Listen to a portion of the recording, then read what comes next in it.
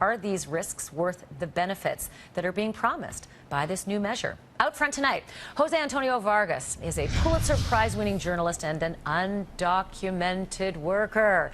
He publicly revealed his status in a New York Times Magazine article.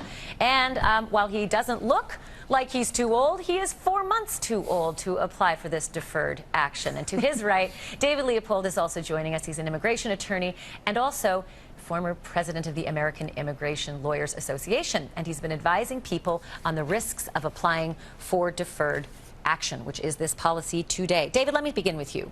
Risk is yes, but really what other option is there? And is this risk really such a terrible risk to take? Well, you know, Ashley, for the average person who's undocumented, the benefits here far outweigh the risks. Look, this is a process. As you pointed out, it's a temporary process, but it's going to allow promising youth, people who have gone to school or are going to school, people who have served in the Army, people who have abided by the law, done everything right, and most of these young people didn't come here on their own volition. They're here through no fault of their own, and they're living in a terrible immigration limbo. So what President Obama has done is really created enforcement priorities, and he has said, look, I am going to go after the hardened criminals, I'm going to go after the terrorists, and I am going to give a reprieve to promising students and veterans who have done the right thing, abided by the law. And now, Congress, it's going to be up to Congress to fix the law. Congress has sat on its hands for years and needs to fix the law. I've been thinking this through all day today, and when I think of reprieve, I think that you don't have to look over your shoulder anymore. This is 2 years. Are these people registering for uncertain fate in 2 years? Well, you know, nothing in life is certain, and of course, this is as you pointed out at the top of the show. This is a process, and a process that's temporary. And the president has said that really it's a stopgap measure.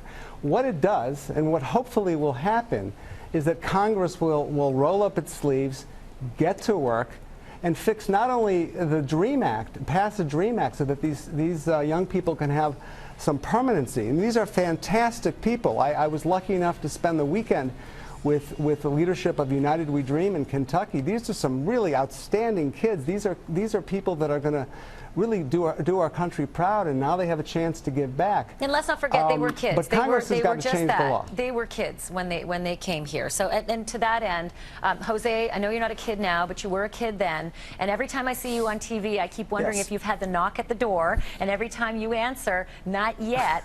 But now you have this. Well, you would have had this option. Were you 4 months younger? Would you be taking it if you could? Yes. Really?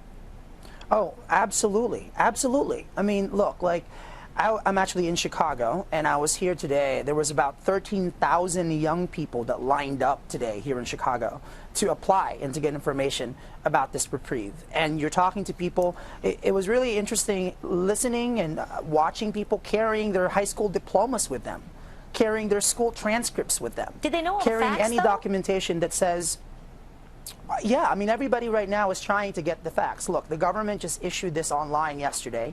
Everybody's still trying to figure out what are the applications, what does it mean, the costs, how am I going to pay for that? You know, for a lot of people, $400 or so is a lot of money, right? There's actually been a fund that's just got set up to defray those costs. But absolutely, I think, you know, look, at the end of the day, we have a policy here that's going to be giving us more taxpayers, right?